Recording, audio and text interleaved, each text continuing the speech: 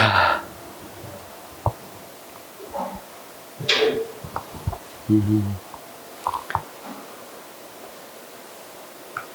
명절인데 명절날 어차피 스터디 카페 가서 공부할 거죠? 집에 있으면 구박받잖아. 스터디 카페 가야지. 그렇죠? 자, 아까 그 변혁적 리더십 뭐라고요? 예보, 거비, 그쵸? 예관리나 보상을 강조하는 거래적 리더십을 비판하고 영감지게 이렇게 외우면 되겠죠? 그쵸? 그래서 영향력, 가마력, 지적 자극, 개인적 배려. 물론 그 안에 넣으면 좋은데 일단 크게는 이렇게 외우시면 돼요. 외울 때. 그래서 예보가 내렸는데 거대한 비가 온대요. 그럴 때는 집에서 찌개 끓여 먹는 게 제일 좋죠. 무슨 찌개 끓여 먹는 거 좋아? 젊은 감자 넣어서 끓여 먹는 게 좋겠죠. 그래서 영감찌개, 젊은 감자, 영감 넘어가겠습니다. 그래서 쌤이 이런 것들은 간단하게 외워두면 거의 대부분은 이런 식으로 문제가 나오니까 금방 문제를 풀 수 있습니다. 물론 이런 식 방법 말고도 암기하는 방법을 여러 가지 동원할 건데 나중에 시험장에 들어가면 이런 것밖에 기억이 안 나니까 빨리빨리 풀려면 이렇게 해야 됩니다. 그 다음 거기 뭐가 나왔습니까? 갈등 문제가 나왔죠. 갈등. 권력 나왔는데 잠시 넘어갑시다. 권력은 잠시 넘어가고 갈등.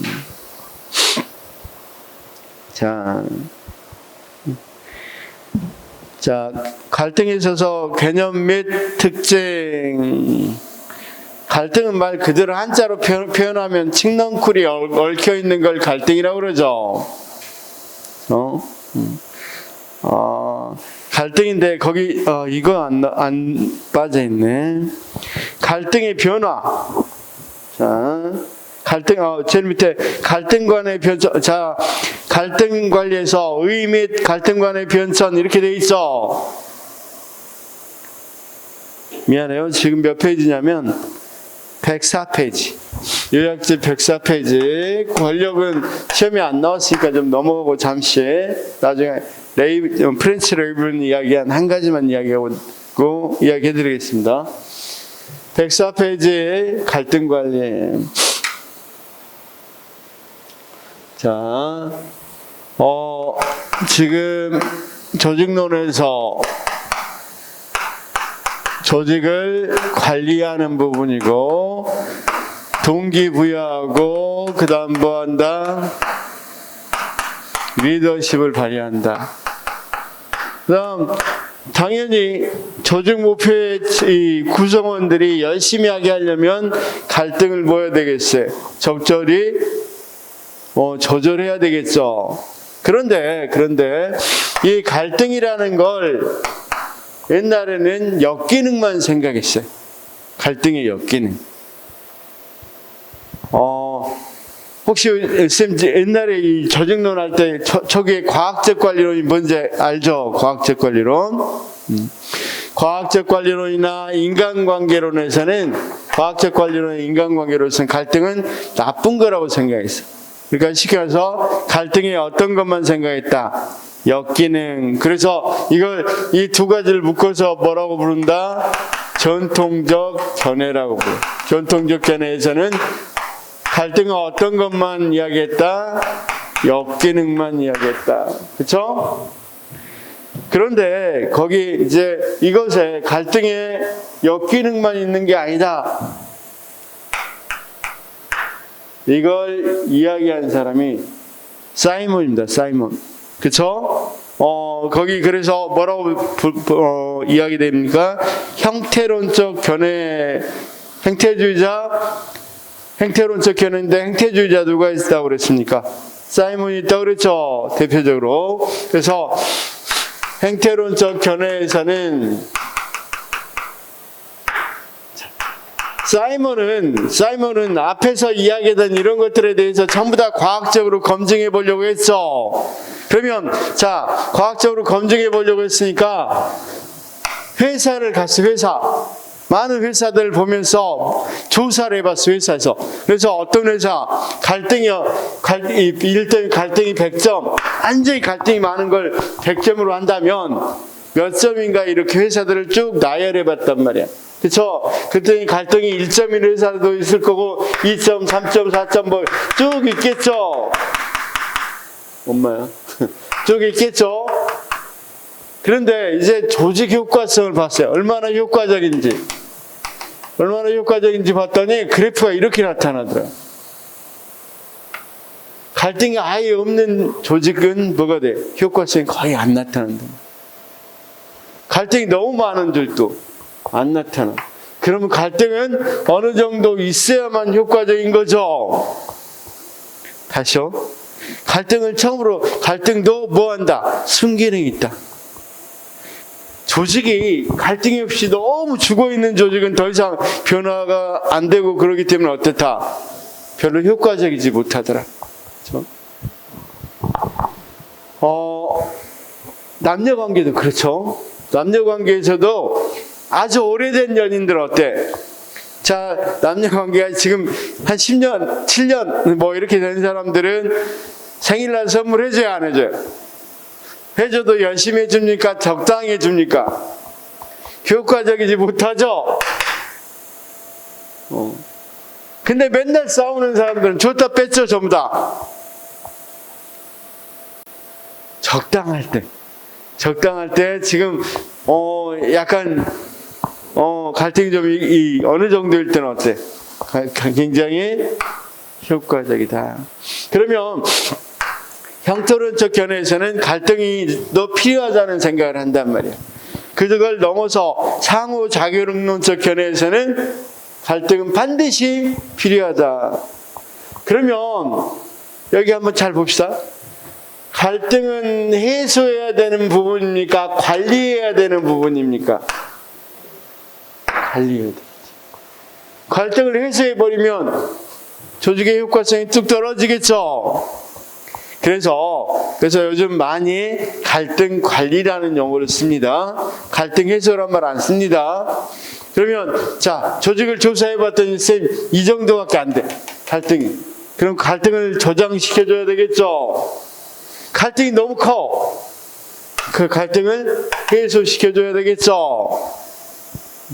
이것도 시험에 굉장히 많이 나옵니다. 그 부분이 자, 결론부터 말하면 그 부분이 뒤쪽에 나와요. 106페이지 보면 갈등을 해소 전략인데 약으로 써졌습니다. 고치십시오. 해소 전략인데 약으로 써져 있어.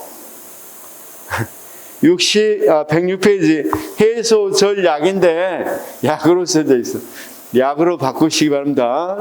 이응이 아니라 리을이죠. 그 다음 밑에는 그래서 해소 전략도 있고 무슨 전략도 있어. 조성 전략도 있으면서 시험 문제도 굉장히 많이 나오는 부분이기도 합니다. 갈등 부분에서는 해소냐 조성이냐. 쌤, 이렇게 나중에 암기해야 될 걸 재본하려고 그래요. 자, 쌤 봐봐. 이걸 조금 보충해서 지금 제가 이걸 집에서 다 복사해 오잖아, 항상. 그래서 종이가 다 없어가지고 일부만 지금 복사를 해왔는데, 이걸 이런 식으로 하나 만들려고 해요. 이걸 이렇게 재본하려고 해요. 재본. 그래서 여기에다는 우리가 뭐 해야 되는 거? 아까 허시와 블렌차드 할 때 순서가 지설 참여였죠. 지시, 설득, 참여, 위임. 근데 지설 참여하면 잘 안 외워지니까 허시와 블런차드니까 허블만홍이 여기에다가 이제 스토리텔링을 한 거야. 허블만홍경, 그쵸? 자, 제가 처음에는 이렇게 해서 허블만홍경은 지상에서 참 위에 떠 있다. 지설참이 이렇게 하려고 하다가 여기 애우는 방법은 여러 가지니까 이 스토리텔링을 하면 오래 가거든요. 오래. 일단 넘어갑시다. 이렇게 해서 별로 좋아하는 것 같지 않으니까 안 하도록 하겠습니다. 내 돈만 들어가고. 자, 넘어가겠습니다. 자, 어쨌든 우리가 갈등관을 지금 변천 봤습니다. 갈등관의 변천 왜 왔는지 봤고, 이런 변천 때문에 갈등을 관리한다고 그럽니다. 그러면 갈등의 원인은 굉장히 많죠. 이런 문제 나오면 100% 스님들 거의 다 맞아요. 그런데 이제 이런 것들 때문에 그래. 거기 봐봐요. 상층적 목표 추구와 승패의 상황 있을 때는 갈등이 일어나고, 지위 부조화, 이것도 이럴 때도 일어나죠.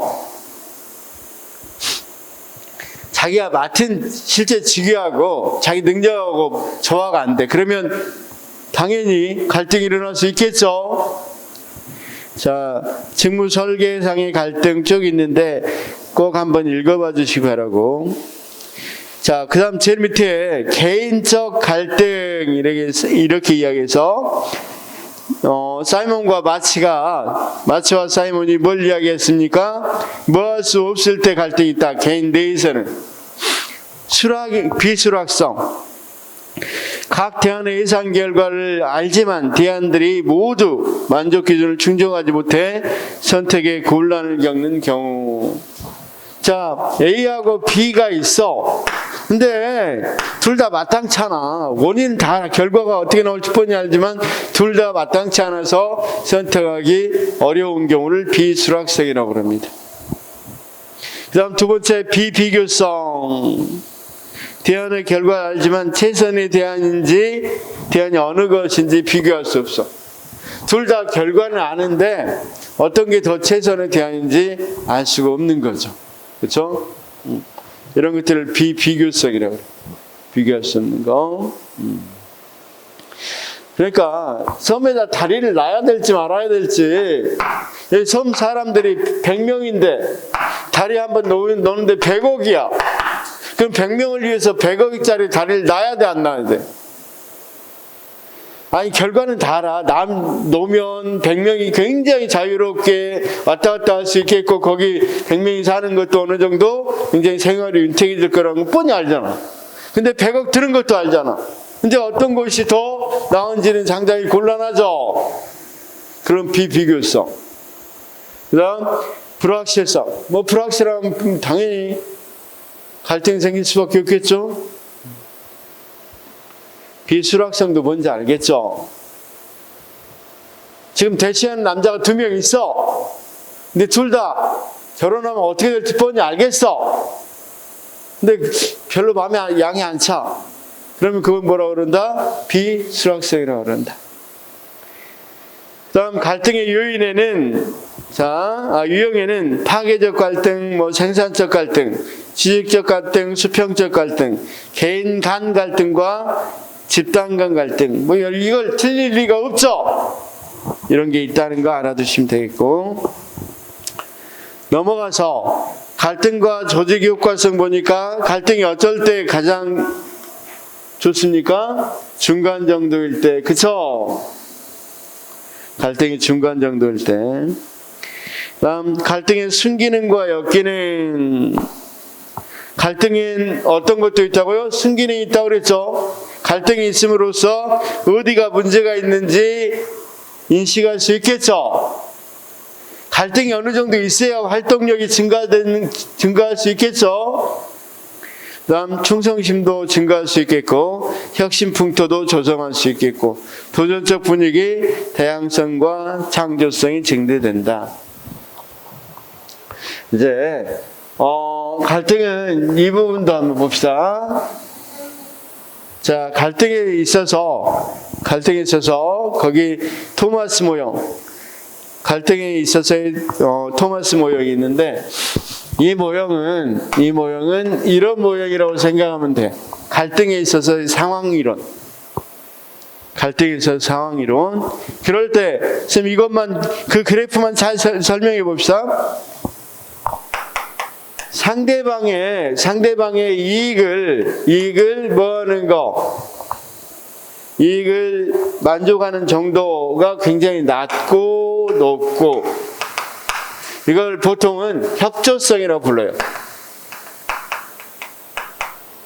그렇죠? 그다음, 자, 왼쪽은 자신의 이익을 만족시키는 정도니까 독단성이라고 불러요. 독단성. 낮고 높고. 그렇죠? 그랬을 때, 자, 이거 한번, 자, 여기 해봅시다. 만약에 여기 해결책을 쓴다는 말은 상대방에게 이익을 별로 고려한다, 고려하지 않는다. 상대방의 주장을 별로 고려하지 않고 자신의 주장을 통과시키는 경우죠. 자, 여기는 둘 다 고려하지 않는다는 거죠. 여기는 상대방의 이익은 고려하고 자신의 이익은 별로 주장은 고려하지 않는 거죠. 여기는 둘 다 고려하는 거죠. 이익을. 여기는 둘 다 중간 정도 타협하는 거죠. 그래서 거기 무슨 형으로 되어 있습니까? 둘 다 자기가 하는 걸 경쟁형, 그 다음 여기를 회피형, 여기를 수능형, 여기를 협동형, 이렇게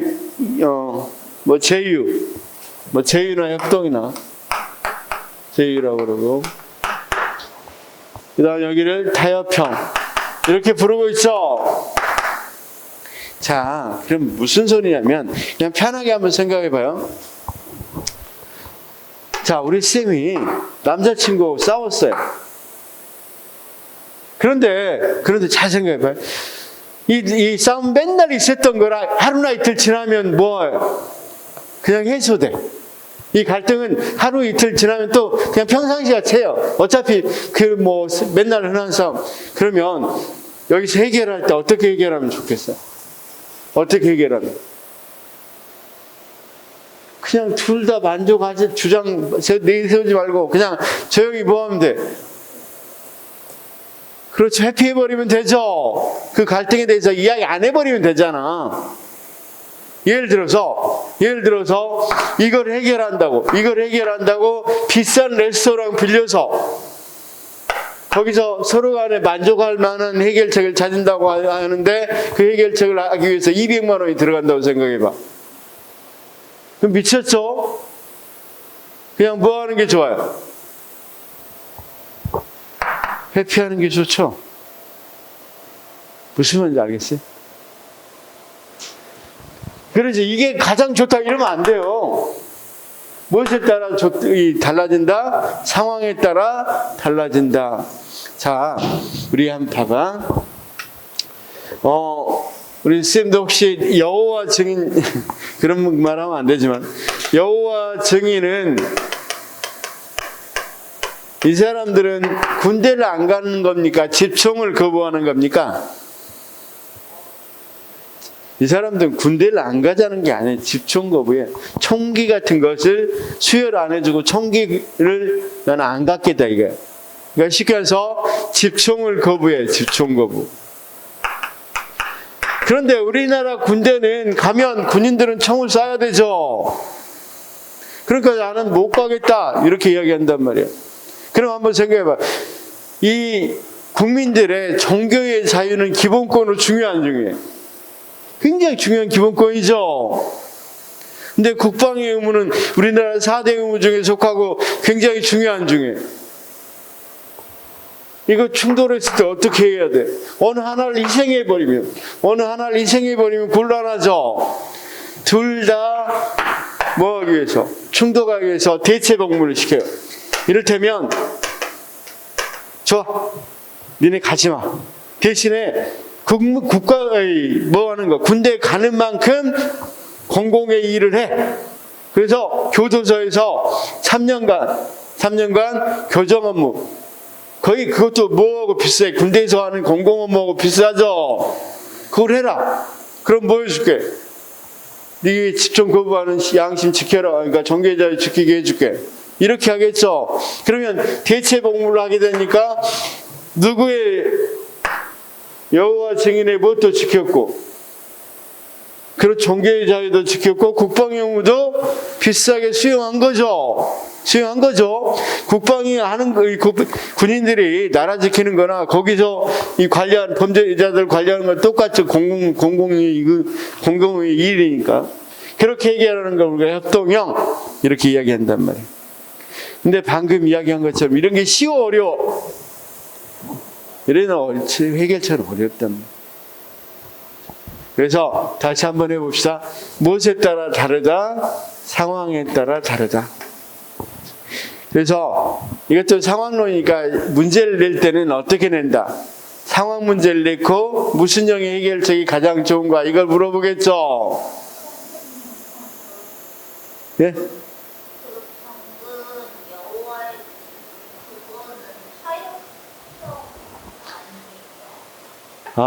타협은 중간만 만족하는 거야. 중간만 만족. 그러니까 쉽게 말해서 100대 100이라면 내가 50 양보할게, 너도 50 양보해. 이렇게 해야 되는데 이 사람들은 양보하는 거 없잖아. 종교의 자유 다 지켰죠.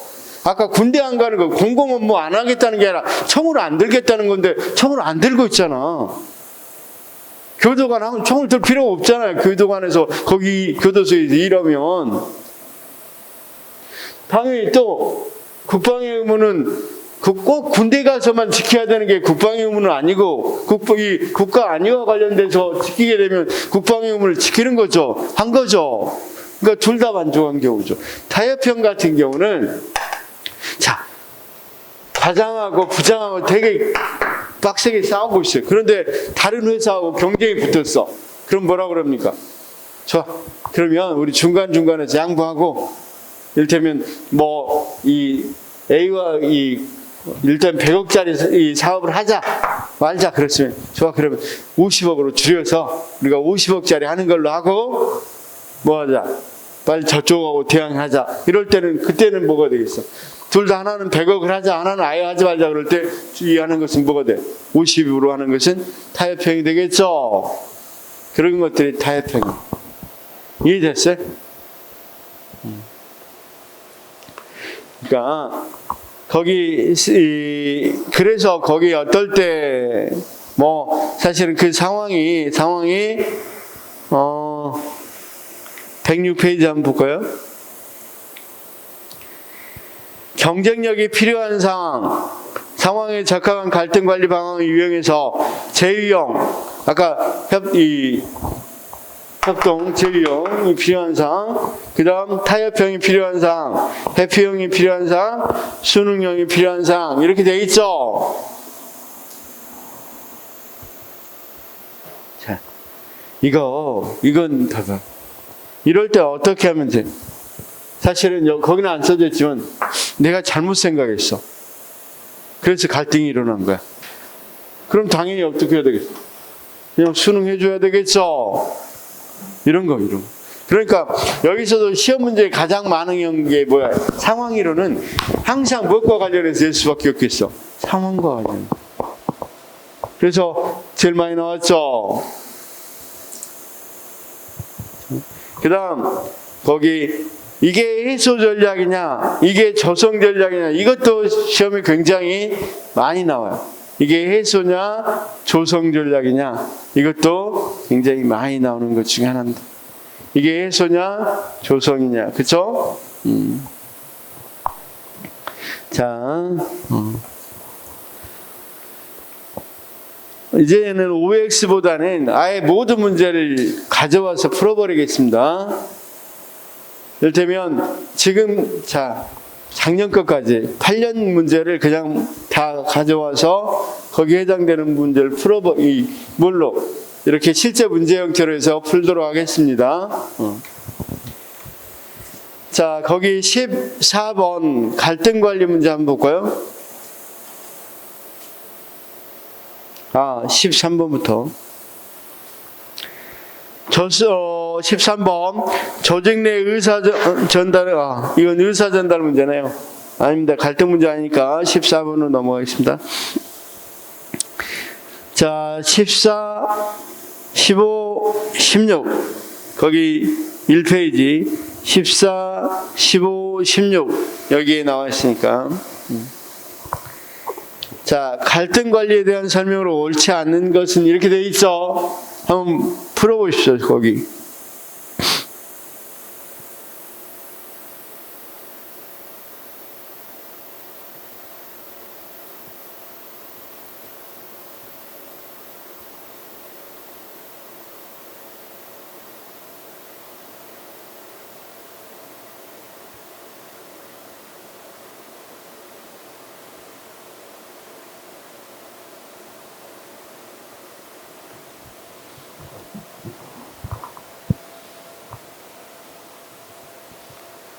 자, 답이 보여요? 이건 갈등관의 변천하고 관련돼 있죠? 다음 몇 번? 자, 전통적 견해에서 갈등 수용론의 형태론적 관점, 갈등 조작론의 순으로 변해갔다. 왜 이게 틀려요? 옳지 않아요? 1분만 더 주라고?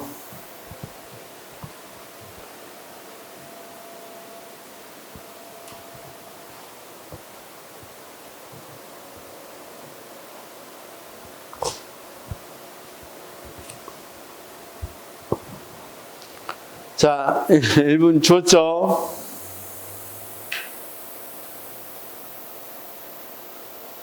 자, 다음 몇 번? 그렇죠. 답은 4번. 우리가 봤다시피 상호작용론적 관점은 갈등이 필요하다는 관점이죠. 반드시 갈등이 있어야만 뭐한다는 관점이야. 조직 효과성이 높아진다는 관점이죠. 그래서 4번입니다.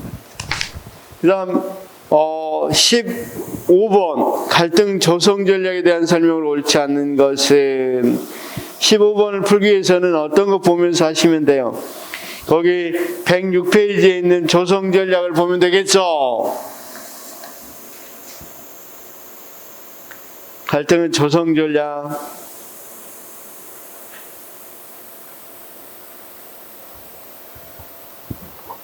그래서 이걸 외워야 돼요. 이 문제 굉장히 많이 나와요. 굉장히 많죠. 그래서 이런 것들은 청킹으로 외우는 수밖에 없어. 자, 몇 번 답. 거기 상위 목표를 제시하는 것은 갈등의 조성 전략입니까? 해소 전략입니까? 상위 목표를 제시해 준다. 갈등의 조성 전략입니까? 해소 전략입니까? 갈등의 해소 전략이죠. 그래서 답은 몇 번? 2번. 이런 식으로 나온다. 자, 그 다음 거기 이 16번 문제, 토마스 문제.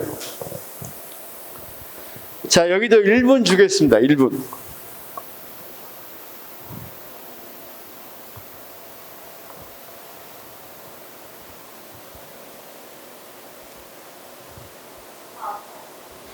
자, 4번 자신의 이익이 자신과 상대방의 이익을 모두 만족시키는 형태는 협동 전략이다. 적절하지 않는 것.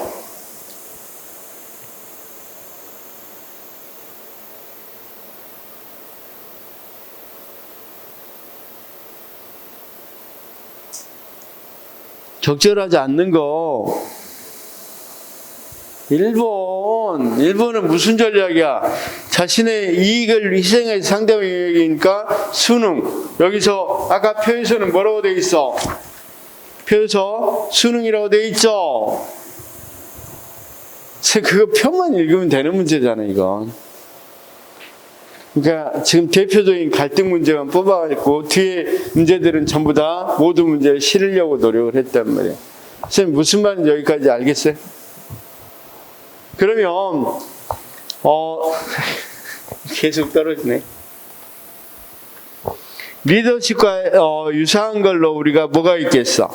권력이란 게 있겠죠. 아까 리더십에서 지도자의 권력 이걸 많이 이야기했죠. 그래서 권력 부분에서는 어떤 부분만 보면 되냐면 프랜츠와 레이븐이 이야기한 5가지 권력만 보면 돼요.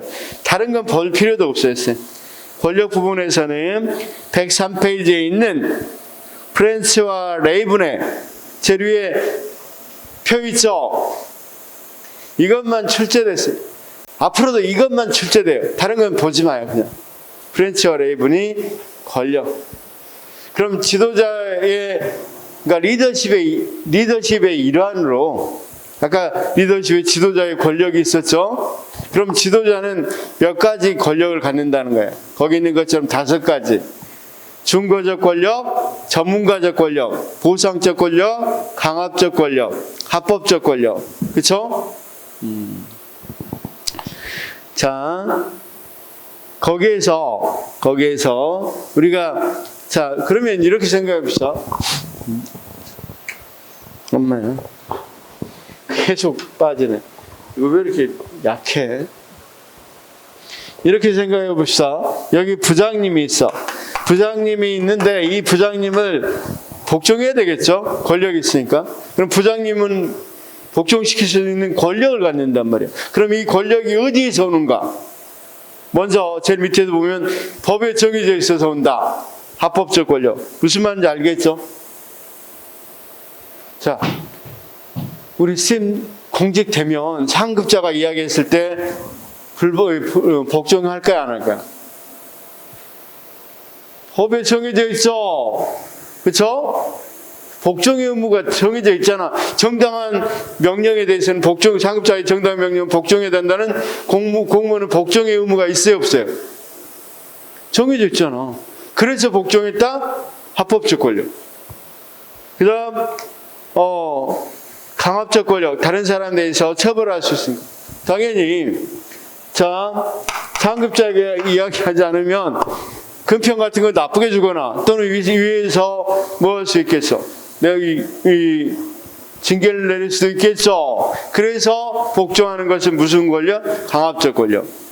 그 다음 그런 권한을 갖고 있을 때 있는 권력. 그 다음 이 보너스 같은 거 줄 수 있어. 그러면 그건 무슨 권력이겠어? 보상적 권력.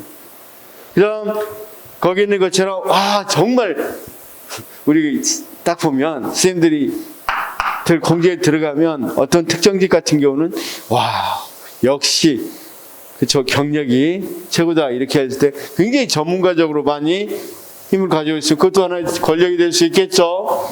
전문적인 지식을 갖고 있을 때 거기 이제 제일 해석이 어려운 게 중거적 권력이에요. 중거적 권력은 우리가 카리스마적 권력. 카리스마적. 자, 조금 쉽게 설명해 볼까요? 자, 우리 선생님이 대답 잘해주니까 선생님 왜 학교 다닐 때 선생님한테 복종했어? 왜 선생님 말에 복종했어? 일단 말 안 들으면 때리니까 무슨 권력? 강압적 권력. 또는 선생님이 스티커 같은 거 줬으니까 또는 상도 주고 그러니까 보상적 권력. 그렇죠? 그다음 법으로 우리가 이 교육법에 따라서 법으로 선생님은 이 아이들을 가르칠 수 있고 아이들은 선생님 말을 잘 들어야 되니까 합법적 권력. 선생님 지식이 너무 많으니까 그 지식을 배워야 되는 입장에서는 당연히 복종할 수밖에 없는 거. 그건 전문가적 권력. 중거적 권력은 뭐냐면 선생님이 좋아서. 자, 우리 선생님 왜 선생님이 좋았어요? 대부분 인격적 그 사람의 매력 때문이죠. 선생님만의 매력이 있잖아. 그런데 보통은 그 사람이 인격적으로 잘 대우해주고 그 사람 나를 그러면 어때? 잘 따르잖아. 그럴 때 권력이 중고적 권력. 그러니까 아까 인격적, 중고적, 뭐 비슷하다 보니까 카리스마적 이렇게 말해도 되겠어 안 되겠어? 그래서 이 카리스마적인 부분에 있어 인격적인 감화 같은 것에 의해서 따르는 것이 중고적 권력이란 말이에요. 그러면 자 봐봐. 부장님을 또는 들어갔는데 서기관 과장님이야. 과장님을 잘 따라 그냥. 과장님 말씀은 잘 어떤 것도 복종 잘하는데 그러면 과장님이 어때서? 사실은 뭐 법도 있고 다 그렇지만 과장님이 굉장히 인격적으로 훌륭한 신분이야. 그래서 따르게 돼. 그럴 때는 뭐라고 부른다고? 그때 권력을 중거적 권력이라고 부른다. 그러면 이 시험 문제를 내면 선생님 보상적 권력 내면 알겠어 모르겠어? 100% 알죠. 이거 보상해 줘서 보상 때문에 보상할 수 있어서 생기는 권력 이거 다 알잖아. 그럼 다음 거의 대부분 뭘로 나오겠어? 중거적 권력을 물어보겠죠. 이건 100% 그래 100%. 모르면 중거적 권력 쓰고 나오면 돼 무조건 이건. 그래서 거기 프렌치와 랩은 문제도 딱 하나밖에 없는데 17번 문제 한번 풀어봅시다. 17번. 쌤 17번 한번 풀어보고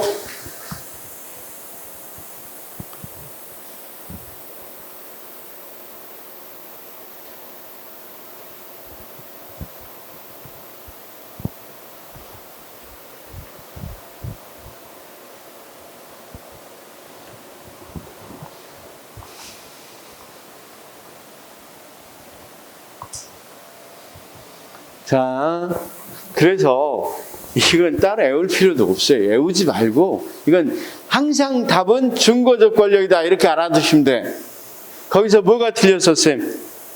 강압적 권력 여기 답은 물론 여기서는 중거적 권력이 아닌데 답은 뭐였어? 2번에 있는 강압적 권력이었죠. 강압적 권력은 카리스마적 개념과 카리스마적 개념과 유사한 건 중거적 권력이라고 그랬죠.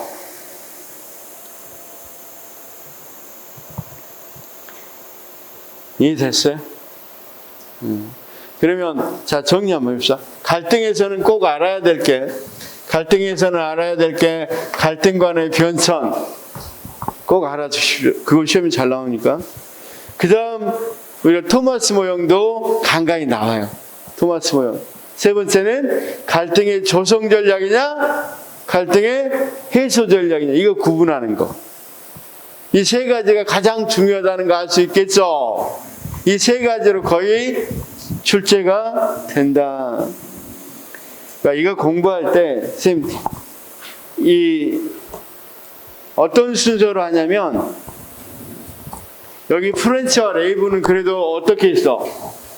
많이 기출이 돼 있죠. 그리고 다른 거 보면 여기 권력에서는 하나도 안 돼 있잖아. 다른 건. 그러면 크게 볼 필요가 없어요. 그냥 읽는 순으로 이런 것도 있구나 정도로 읽어주시면 되겠고 갈등에서도 갈등 해소 전략 또는 조정 전략은 굉장히 많이 나와 있고 그 위에 자 토마스 모형도 많이 나와 있죠. 이런 것 중심으로 외우시면 된다고. 또 갈등 간의 변천도 지금 갈등 간의 변천도 상당히 많은 곳에도 출제가 돼 있죠. 이런 것 중심으로 보시면 된다. 그래서 또 대신에 그런 것들은 다 붉은색으로 밑줄까지 쳐서 크게 했죠. 굵게 했죠. 굵게 한 부분을 보시면 된다. 자, 미안해. 지금 자꾸 잠이 오나 봐. 강의를 하면서 좀 노래도 부르고 그래야 잠을 깰 건데 그러면 안 되겠죠? 자, 피곤하시죠? 자, 10분간 쉬었다가 그러면 이제 갈등 관리까지 했으니까 조직 문화에 대해서 조금 해보도록 하겠습니다. 조직 문화.